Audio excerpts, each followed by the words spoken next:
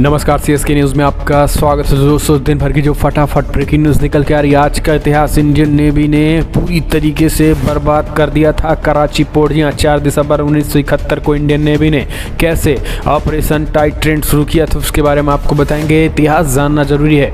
दूसरी बड़ी अपडेट निकल के आ रही है। कोविड-19 हुआ बेकाबू, देश में पीएम मोदी लगा सकते हैं लॉकडाउन, स्कूल हो सकते हैं बंद, क्या कुछ ऐसी है सिचुएशन, ओमिक्रॉन का खतरा कितना है ज़्यादा।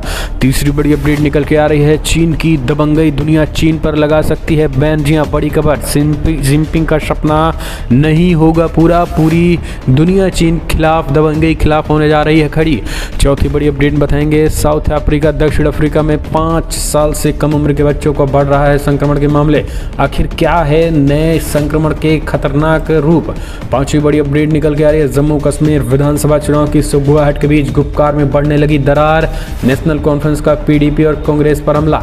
तो दोस्तों, एक एक करके आपको विस्तार से बताएंगे। जहां पे रशिया कर रहा है यूक्रेन पे हमला करने जा रहा है, 1.5 लाख सैनिकों की तैनाती कर रहा है धीरे धीरे स्पीड से सीमाई इलाके में। यूक्रेन ने बताया बड़ा हमला करेगा रशिया 22 में।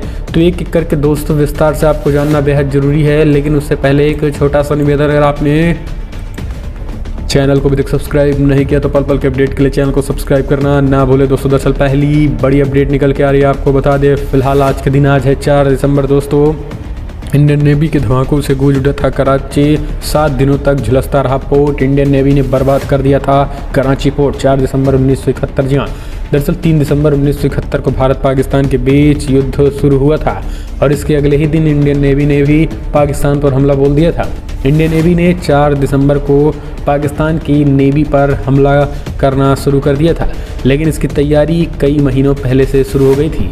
यह हुआ कि लड़ाई शुरू होने से पहले अक्टूबर 1971 में उस समय के नेवी प्रमुख एडमिरल एस नंदा प्रधानमंत्री इंदिरा गांधी से मिलने गए थे। उन्होंने प्रधानमंत्री इंदिरा गांधी से पूछा कि अगर हम कराची पर हमला करें तो क्या इससे सरकार को राजनीतिक रूप से कोई आपत्ति हो सकती है। इस पर प्रधानमंत्री ने पूछा है कि आप ऐसा क्यों पूछ रहे हैं। इसके जवाब में एडमिरल एस नंदा ने कहा है कि 1965 में नेवी से खास तौर से कहा गया था कि वो भारतीय समुद्री सीमा से बाहर कोई कार्रवाई ना करे। इस पर इंदिरा गांधी ने कहा है कि if there is a war there is a war, यानी अगर लड़ाई है तो खुलकर लड़ो। इसके बाद 2 दिसंबर 1971 को पूरा वेस्टर्न फ्लीट मुंबई से निकल गया। इस बेड़े में आईएनएस निपात, आईएनएस वीर और आईएनएस निर्घट शामिल थे। हर बोट पर 4 मिसाइलें थीं। इसके पीछे ठीक आईएनएस किल्टन भी चल रहा था।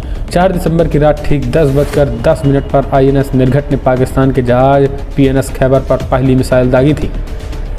मिसाइल लगते ही खैबर हिल गया और इसे मौजूद वाहनों को पता ही नहीं चला कि हमला कहां से हुआ।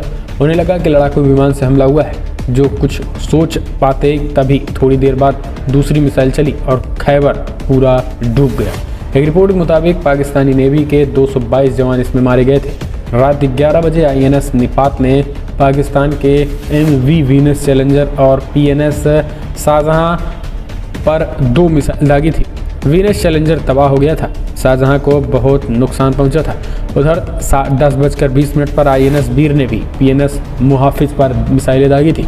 मुहाफिज तुरंत डूब गया और इसमें 33 जवानों की मौत हो गई थी। इस बीच आईएनएस निपात कराची पोर्ट की तरफ बढ़ता गया और कराची पोर्ट पाकिस्तान के लिहाज से बहुत खास था क्योंकि इसमें पाकिस्तान नेवी का हेडक्वार्टर था और दूसरी तरफ तेल भंडार। आईएनएस निपात ने पोर्ट को 2 और मिसाइलें दागी। एक मिसाइल चूक गई जबकि दूसरी सीधी तेल के टैंक में जा लगी। जबरदस्त विस्फोट हुआ और पूरी तरीके से धुआं हो गया और पूरा कराची पोर्ट तबाह कर दिया था। तो दोस्तों, ये 4 दिसंबर का इतिहास है और पाकिस्तान इसे शायद कभी नहीं भूल सकता। एक और अपडेट लेते हैं। आपको बता दें कोविड-19 का ताबड़तोड़ बढ़ रहा है हमला। कोविड ओमिक्रॉन वेरिएंट पूरी दुनिया भर में फैल रहा है। 38 देशों में मुंबई में होम क्वारंटीन वालों को 5 बार फ़ोन किया जा रहा है। इसके साथ ही कोरोना के नए स्ट्रेन ओमिक्रॉन को लेकर पीएम मोदी ने भी बड़ी बैठक बुलाई और हाई अलर्ट किया। सबसे बड़ी बात यह है कि प्रधानमंत्री नरेंद्र मोदी खास करके लॉकडाउन, पर्टिकुलर उन एरिया और स्कूल बंदों पर भी चर्चा कर रहे हैं। हालांकि राज्यों की तरफ से भी ऐसी कोई रिपोर्ट निकल के नहीं आई है। कर्नाटका, बेंगलुरु में 1-2 मामले जरूर आए हैं, लेकिन उनको रोकने के पूरे एहतियात बरत दिए गए हैं। आपको बता दें कि कोरोना का ये जो वेरिएंट है, ये डेल्टा वेरिएंट से ओमिक्रॉन वेरिएंट जो है वो 5 से 10 गुना खतरनाक है। और ये तेज़ी के साथ म्यूटेंट दूसरों में भी जा रहा है। ऐसे में इसको रोकने के लिए पूरी तैयारी मोदी सरकार ने की हुई है। भारत की बात करें तो यहाँ ओमिक्रॉन के 2 कन्फर्म केस, 7 कई संदिग्ध मरीज हैं जिनकी जीनोम सीक्वेंसिंग की रिपोर्ट आ रही है। राजधानी दिल्ली में भी ऐसे 12 मरीज हॉस्पिटल में भर्ती हैं। देश में कई जगहों पर कोरोना के मामले में वृद्धि को देखते हुए सरकार ने राज्यों और सावधानी बरतते हुए कहा गया है। तो दोस्तों हम कह सकते हैं कि ये चीज़ें जो निकल के आ रही हैं, इसको लेकर मोदी सरकार भी पूरी तरीके से अलर्ट है और किसी तरीके से कोई चूक नहीं करना चाहती है। अगली एक और अपडेट लेते हैं। बड़ी खबर, चीन की दबंगई और दादागिरी के खिलाफ खड़ी हुई पूरी दुनिया, जिनपिंग का सपना नहीं हो पाएगा पूरा। चीनी राष्ट्रपति शी जिनपिंग घरेलू सत्ता पर बड़ी तेजी के साथ अपनी पकड़ को और मजबूत बना रहे हैं। इसके साथ ही वो चीन के बहुप्रचारित व्यापक शक्ति के प्रदर्शन में भी जुटे हैं। चीनी तिकड़में जितनी आक्रामक हो रही हैं, रणनीतिक विस्तार के लिए बीजिंग की महत्वाकांक्षाएं भी उतनी ही जटिल होती जा रही हैं। शी दुनिया को यही जताना चाहते हैं कि महाशक्ति के रूप में अंततः चीन का उदय हो चुका है, परंतु दुनिया की दिलचस्पी इससे अधिक है कि वो उभार किस प्रकार हो रहा है। दोस्तों कुछ दिन पहले ही चीन ने आसियान देशों के साथ संवाद संबंधों के 3 दशक पूर्ण होने पर एक विशेष वर्चुअल कार्यक्रम आयोजित किया। उसमें शी ने दक्षिणी पूर्वी एशियाई देशों को आश्वासन देने का प्रयास किया। चीन अपने छोटे पड़ोसी देशों को कभी परेशान नहीं करेगा। सम्मेलन में उन्हें जोर देकर ये बातें कही। एक और अपडेट लेते हैं। बड़ी खबर निकल के आ रही है। आपको बता दें, जम्मू कश्मीर विधानसभा चुनाव की सुगबुगाहट के बीच गुपकार में बढ़ने लगी दरार। नेशनल कॉन्फ्रेंस का पीडीपी कांग्रेस पे हमला। दोस्तों आर्टिकल 370 हटने के बाद में जम्मू कश्मीर में अगले साल होने वाले विधानसभा चुनाव की सुगबुगाहट के बीच 2 साल पहले वजूद में आए गुपकार गठबंधन में दरार बढ़ने लगी है। गठबंधन के प्रमुख घटक नेशनल कॉन्फ्रेंस और महबूबा मुफ्ती जो है उनकी बात करें तो दरार पड़ रही है। इस बीच प्रधानमंत्री, गृहमंत्री और उपराज्यपाल के लगातार प्रशिमन के बाद विधानसभा चुनाव के संकेतों से राजनीतिक दलों ने सरगर्मी बढ़ा दी। खासकर गुपकार गठबंधन में शामिल नेशनल कॉन्फ्रेंस और पीडीपी अपनी गतिविधियां बढ़ाते हुए पीर पंजाल व राजौरी पुंछ में अपनी जमीन मजबूत करने में जुट गए हैं। महबूबा मुफ्ती पहले जम्मू संभाग में डटी रही। एक और अपडेट लेते हैं। दोस्तों अमेरिका भारत को बताया दलहन फसलों का बड़ा बाजार। अमेरिकी संसद ने की शुल्क बाधाओं को दूर करने की मांग। जी हाँ दोस्तों, दरअसल भारत और अमेरिका के बीच दलहन के व्यापार को लेकर एक महत्वपूर्ण बैठक हुई। इस बैठक में केंद्रीय वाणिज्यिक व उद्योग मंत्री पीयूष गोयल व अमेरिकी सांसद स्टीव डाइंस शामिल हैं। इस दौरान स्टीव डाइंस ने पीयूष गोयल से दलहन के व्यापार में आ रही शुल्क बाधाओं को हटाने का आग्रह किया है। उन्होंने कहा है कि इन दरों के कारण अमेरिका के मोंटाना राज्य में किसानों को बहुत अधिक नुकसान पहुंच रहा है। दरअसल स्टीव मोंटाना राज्य से ही सांसद हैं और ये राज्य अमेरिका का प्रमुख दाल उत्पादन राज्य है। उन्होंने कहा है कि भारत दलहन फसलों का सबसे बड़ा उपभोक्ता देश है, इसलिए मोंटाना के लिए भारत एक महत्वपूर्ण बाजार है। अमेरिकी सांसद ने कहा है कि दलहन फसलों के व्यापार के लिए भारत और अमेरिका के बीच खुला व्यापार होना चाहिए। इसके लिए मोंटाना इस महीने के अंत तक होने वाली बैठकों में भी ऐसी नीतियों को पेश करेंगे। एक और अपडेट लेते हैं। बड़ी खबर, यूक्रेन पर सैन्य हमला करने की तैयारी में रशिया। अमेरिका का दावा, बॉर्डर पर तैनात 1.5 लाख रूसी सैनिक 2022 में करेंगे हमला। दोस्तों अमेरिका के खुफिया अधिकारियों ने यह पता लगाया है कि रूस यूक्रेन के खिलाफ संभावित सैन्य हमले की तैयारी कर रहा है और यह 2022 की शुरुआत में ही हो सकता है। इसमें तकरीबन 1,75,000 सैन्यकर्मी शामिल होने की आशंका है। प्रशासन के एक अधिकारी ने इस बात की पुष्टि की है। अमेरिका के राष्ट्रपति जो बाइडेन ने प्रशासन के एक अधिकारी ने बताया है कि नई खुफिया जानकारी में अनुमान लगाया गया है कि आधे से ज़्यादा रूसी कर्मियों को पहले ही यूक्रेन की सीमा के निकट विभिन्न बिंदुओं पर तैनात किया गया है। अधिकारी ने नाम न उजागर करने की शर्त पर इस बात की जानकारी दी है। ये जानकारी ऐसे समय में आई है जब रशिया ने बाइडेन से इस बात की गारंटी देने की मांग उठाई है कि यूक्रेन को नाटो गठबंधन में शामिल होने की अनुमति नहीं दी जाएगी। अधिकारी ने बताया है कि रूस की योजना में सामरिक समूहों के 100 बटालियन की तैनाती जो है वो की गई है।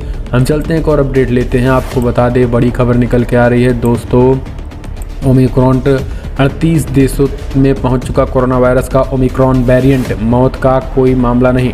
दोस्तों कोरोना वायरस का नया ओमिक्रॉन वेरिएंट दुनिया के 38 देशों तक पहुंच गया है। हालांकि इसमें अभी तक एक भी मौतें नहीं हुई हैं।